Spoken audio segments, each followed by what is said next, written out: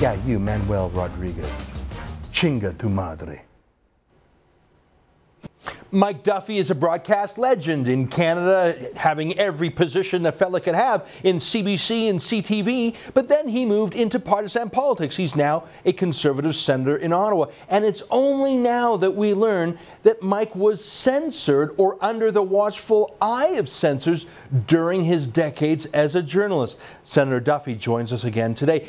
Mike, welcome back to the show. You know, it's fascinating. You're a hero in most Canadian households because you told the news straight up. In fact, it was sort of hard to detect your politics at all during your show, but it's only now that you're free to talk about the kind of broadcast censors that were always watching over your shoulder and sometimes even breathing down your neck.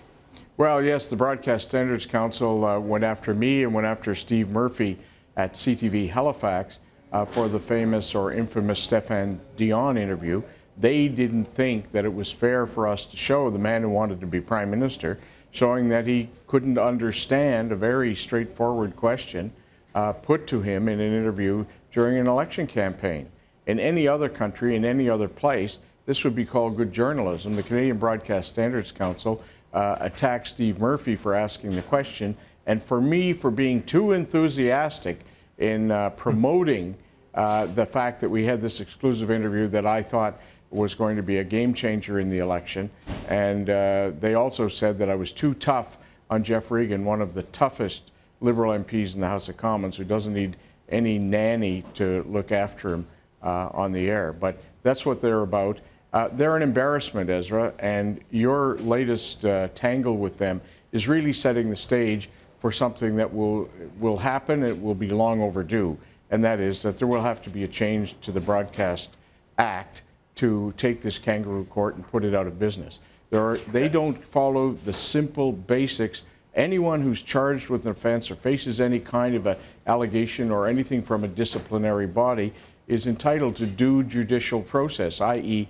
evidence, sworn evidence, lawyers, experts on both sides.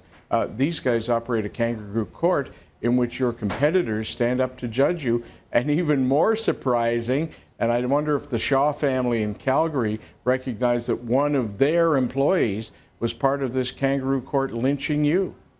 It was very surprising. Mike, let me just talk very briefly about that day. I remember it clearly in the 2008 election when the broadcast censors came down on you. I think that most Canadians are on your side by far. You were showing good journalism, but and I think the Broadcast Standards Council made a fool of themselves there, just like they made fools of themselves when they tried to ban that song, Money for Nothing by Dire Straits. But Mike, here's my point.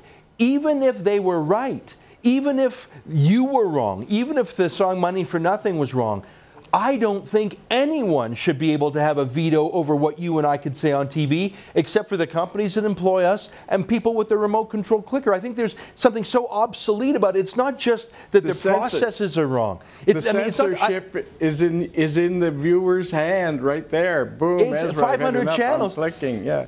That's right. If I bother someone, they're one thumb click away from saying goodbye to me forever. And I want to ask you this, Mike. You used to be a journalist under the watchful eye of the censors. They came at you and they punched you in the nose, metaphorically speaking.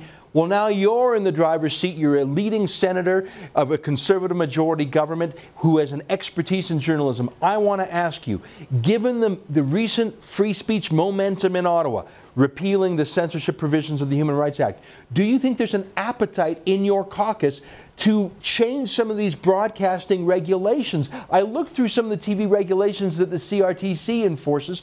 They have some of that same censorious language. And remember, it's the CRTC, a government agency, that forces companies like The Sun and your former employer CTV to be a part of the Broadcast Standards Council. Well, Ezra, yes, there is an appetite. There is an appetite. It's passed the House of Commons. It's now coming down the hall to the Senate.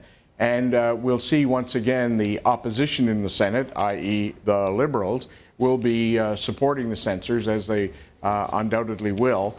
And that will be happening in the fall.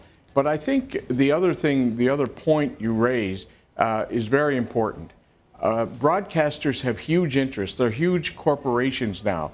They own cable companies, they own satellite companies, they own radio and television stations. And so they're in a huge conflict of interest. They don't dare, over the Ezra Levant broadcast, The Source, or any other person of controversy, they don't dare fight the CRTC or the Broadcast Standards Council because that might affect a decision on a pending application down the way. For example, Lowell Green, you know, is an outspoken conservative commentator on the radio here in Ottawa. His radio station used to be owned by Chum, which was bought up by Bell Media. When Chum tried to open a TV station in Vancouver, people from ethnic groups in Ottawa complained to the CRTC, and they made it a stipulation of Chum's license, I think it's paragraph 64, for the city TV in Vancouver, that they tame down Lowell Green, that they censor him as a condition of getting the license for a $100 million TV station in Vancouver.